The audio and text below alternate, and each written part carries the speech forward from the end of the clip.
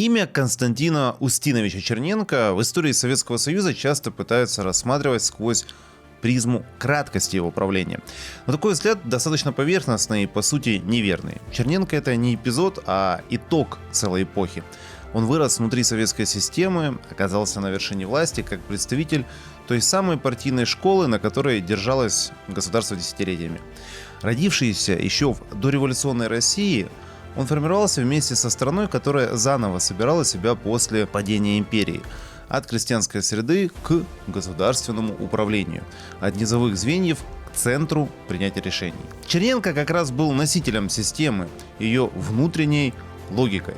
И Черненко — это фигура, про которую мы мало что знаем и не так часто вспоминаем. И как раз нам интересен его путь, который является отображением заката советской власти. Это проект защиты исторической справедливости патриотического движения Победа 945.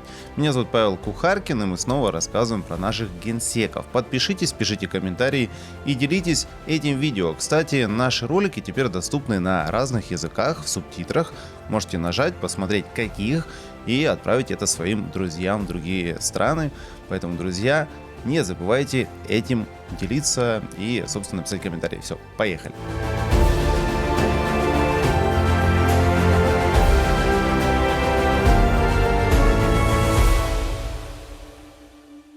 Биография Константина Устиновича Черненко начинается в сибирской крестьянской среде, из которой в советскую эпоху вышло немало людей большой государственной выучки. Он родился в селе Большая Тесь Енисейской губернии 24 сентября 1911 года. Черненко вырос в крестьянской семье, окончил школу сельской молодежи с отличием и рано вошел в ту среду, где грамотность уже становилась не просто личным преимуществом, а государственным ресурсом. Именно это открыло ему дорогу к первой серьезной общественной работе. С 1929 года Черненко был заведующим отделом агитации и пропаганды Новоселовского райкома в ЛКСМ. Для молодого человека из сибирской глубинки это был не формальный старт, а реальная возможность занять свое место в новом формирующемся обществе. А следующим этапом стала служба в погранвойсках. В начале 30-х годов Черненко служил в Казахстане. В этот период он вступил в ВКПБ и был избран секретарем парторганизации погранотряда. Биографические справки указывают и еще одну значимую подробность. Служба проходила в 49-м погранотряде на заставе Харгос, где он участвовал в борьбе с басмачами, что оказало серьезное влияние на формирование стойкого характера будущего генсека. В предвоенные годы он возглавлял отделы пропаганды и агитации при Новоселовском и Уяровском райкомах партии Красноярского края. Это означало, что к тому времени он уже воспринимался не как начинающий комсомольский активист, а как сформированный, ответственный партийный работник, умеющий держать идеологическое направление, кадровую дисциплину и аппаратный ритм. В ранней биографии Черненко особенно важно то, что в ней нет никаких резких скачков, нет искусственной легенды, нет ненавязанной эффективности. Есть сибирское происхождение, трудовая и сельская закалка, ранняя политическая работа, служба, партия и медленное, но прочное вхождение в государственный механизм. Для советской эпохи это был уважаемый путь. Путь человека, которого выдвигала не случайность, а служба. Великая Отечественная война застала Константина Черненко не на подступах к большой карьере, а уже на ответственном участке партийной работы. Как мы уже говорили, к 1941 году за его плечами были и служба в пограничных войсках, и вступление в ВКПБ, опыт политической работы в райкомах Красноярского края. И в первые годы Великой Отечественной войны, с 1941 по 1943 год, он был назначен секретарем Красноярского крайкома партии. По свидетельству архивных материалов, Черненко в самом начале войны стремился уйти на фронт добровольцем. У него для этого были все основания. И служба на границе, и партийная линия. Но крайкому был нужен не еще один человек в строю, а руководитель, способный держать большой тыловой участок. Именно поэтому ему фактически указали на другое поле службы. Красноярск тоже был фронтом, но только фронтом тыла. Для советского времени это не была красивая фраза.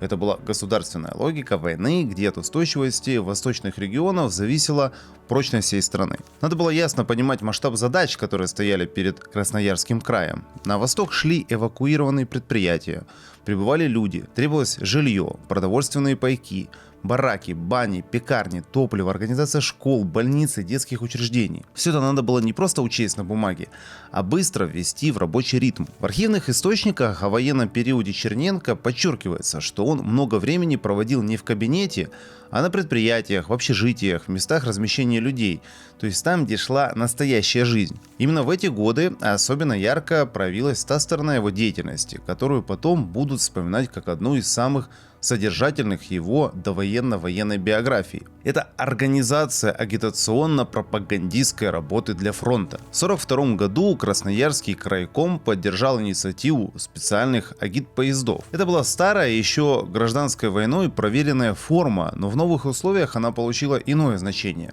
В состав таких поездов входили агитвагон, вагон-клуб, помещение для лекторов и концертных бригад, библиотека, звуковая киноустановка, и к ним прицепляли вагоны с подарками от сибиряков бойцам, теплые вещи, продукты, посылки. Работу по формированию и организации этих поездов вел Черненко. Во время войны красноярские агитпоезда 7 раз выезжали на Центральный, Калининский и Карельский фронты. Одной из таких поездок в конце 1942 года он возглавил и лично. Значение этих поездок не сводилось к концертам и лекциям. Для фронта они были формой живой связи со страной, напоминанием, что тыл работает, помнит и держит общее дело.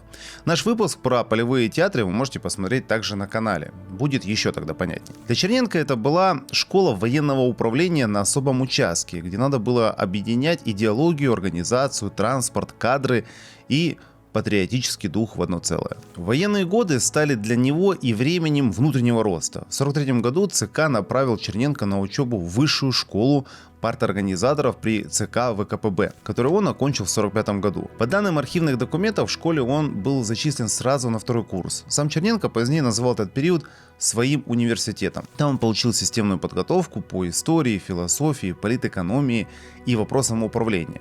А значит, вышел из войны не только как краевой организатор, но уже как человек, подготовленный к работе на более высоком уровне. Важно и то, что его военная работа была официально отмечена. Деятельность Черненко в этот период была награждена медалью за доблестный труд в Великой Отечественной войне. Для советского государства такие награды не были пустыми украшениями биографии. За ними стояла оценка реального вклада в общий труд победы. В 1945 году, после окончания высшей школы парторганизаторов при ЦК ВКПБ, Константин Черненко направляется в Пензенскую область. Здесь он занимает пост секретаря обкома партии, курируя агитацию и пропаганду. Пензенский период приходится на начало восстановления народного хозяйства. В 1946 году принимается закон о пятилетнем плане восстановления и развития народного хозяйства СССР. Задача обкома не просто довести этот документ до районов, а обеспечить его выполнение через конкретные механизмы, партийные собрания, систему обучения, работу с руководящими кадрами. Черненко выступает на пленумах обкома с разбором задач пятилетки, участвует в организации партийного просвещения, контролирует содержание областной печати. В его зоне ответственности связка между решениями центра и их реальным исполнением на уровне области. В мае 1948 года Черненко переводит в Молдавскую ССР заведующим отделом агитации и пропаганды ЦК Компартии Республики. Это уже иной масштаб ответственности. Молдавия конца 40-х годов – регион с особыми задачами. Необходимо выстроить устойчивую партийную структуру, наладить систему управления, обеспечить единое информационное и идеологическое поле. Черненко занимает этот пост с 48 по 56 год. Это длительный срок, в течение которого он закрепляется как специалист по идеологической организационной работе. И этот период Черненко работает под руководством будущего генсека Леонида Брежнева, который в 50-52 годах возглавляет Компартию Молдавии. Именно слаженная работа с Брежневым в будущем и обеспечит ему практически беспрепятственное продвижение в московских кабинетах. В 1956 году Черненко переводят в Москву, в аппарат ЦК КПСС. Сам по себе этот шаг говорит о многом. В центральный аппарат переводили людей уже проверенных. Следующий подъем был еще важнее. В мае 1960 года Черненко становится начальником секретариата Президиума Верховного Совета СССР. Председателем Президиума был тогда тоже Леонид Брежнев. После прихода Брежнева к руководству партии Черненко получил тот участок, который и сделал его одной из ключевых фигур советского аппарата. В июле 1965 года его утвердили заведующим общим отделом ЦК КПСС. На этом месте он проработал 17 лет. Срок по себе исключительный. Общий отдел со стороны мог показаться канцелярией высшего уровня, но в действительности это был один из самых влиятельных узлов всей партийной системы. Через него проходил весь документооборот ЦК, в том числе материалы особой важности. Он вел дело производства аппарата, учет деятельности центральных органов, контроль режима секретности, хранение личной информации о партийных и государственных деятелях. Это был участок, где сходились документ, кадр, тайна и решение. Особое значение имело то, что общий отдел подготавливал материалы к заседаниям Политбюро, повестки, записки, справки, предложения, проекты решений. Заведующий отделом и его заместитель присутствовали на заседаниях Политбюро и секретариата ЦК. На 1982 год в отделе числилось 232 сотрудника, и это была не просто крупная аппаратная единица, а штабной центр, через который проходил нерв партийного управления. Поэтому влияние Черненко не сводилось к техническому сопровождению бумаг.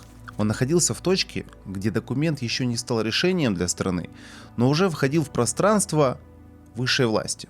Именно там и вырабатывается особый государственный слух, умение понимать, что в политике является второстепенным, а что станет вопросом первой величины. Рост его политического веса шел поступательно и без провалов. 8 апреля 1966 года Черненко становится кандидатом в члены ЦК КПСС. 30 марта 1971 года членом ЦК. 5 марта 1976 года его избирают секретарем ЦК КПСС. 3 октября 1977 года кандидатом в члены Политбюро, а 27 ноября 1978 года членом Политбюро ЦК КПСС. Это была уже не аппаратная близость к вершине, а прямое вхождение в высшее руководство страны. В те же годы его трижды отмечают званием Героя социалистического труда. После смерти Брежнева 12 ноября 1982 года именно Черненко, выступая на пленуме ЦК в соответствии с выработанной рекомендацией Политбюро, предложил кандидатуру Юрия Андропова на пост генерального секретаря.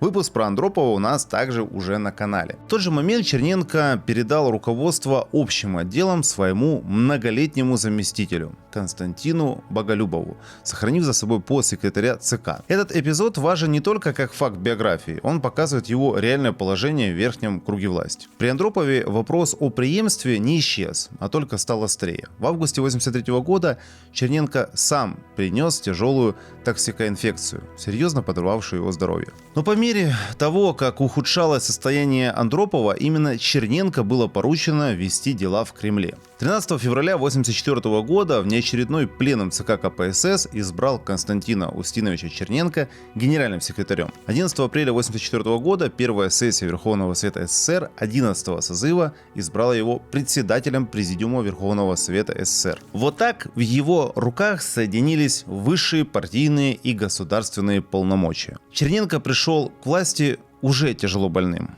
И это обстоятельство невозможно вычеркнуть из разговора о его правлении. Со слов его лечащего пульмонолога Евгения Чазова стало известно, что болезнь легких резко ограничивала физические силы, поэтому значительную часть времени он проводил под наблюдением врачей. Но именно здесь и проходит граница между поверхностной карикатурой и историей. Даже в таком состоянии он продолжал подписывать документы, вести заседания и держать в руках нить управления. Его курс 1984 года настойчиво возвращал партию и хозяйственное руководство к трем вещам – исполнению, ответственности и управленческой собранности. На апрельской сессии Верховного Совета на встрече с рабочими завода «Серп и молот» и в других его речах того времени он говорил не о сломе системы, а о необходимости добиваться реального результата, поднимать дисциплину, пресекать расхождение между принятым решением и его исполнением.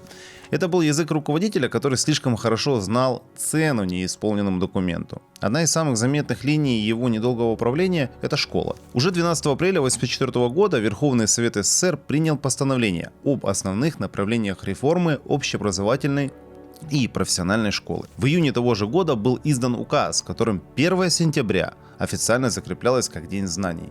Впервые этот праздник в новом статусе прошел 1 сентября 1984 года. Я кстати, лично никогда до этого не задумывался о том, как появился этот праздник. Казалось, что 1 сентября оно было всегда. А получается короткое наследие Черненко.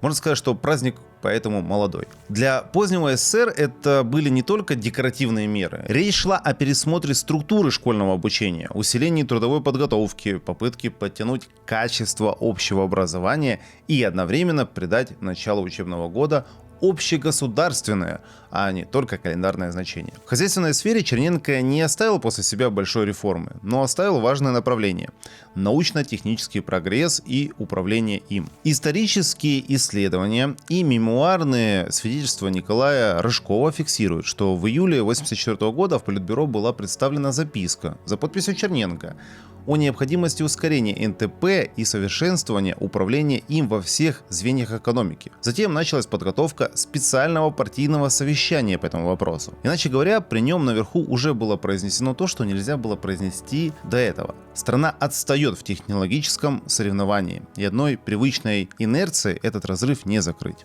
При этом Черненко не свернул линию на наведение порядка в верхах, которая началась при Андропове. В исторических и биографических архивах отмечается, что при нем продолжало развиваться так называемое узбекское дело. Не был остановлен и ряд других крупных расследований. Это важная деталь, потому что она разрушает примитивный образ человека, якобы пришедшего лишь за тем, чтобы вернуть аппарат в прежнюю неподвижность. Его стиль действительно был мягче по форме, но это не означает отказа от контроля. Во внешней политике 1984 год прошел под знаком жесткой холодной войны. Но здесь Черненко держался не языка истерики, а языка государственного расчета. В его публичных речах постоянно повторялась одна и та же мысль.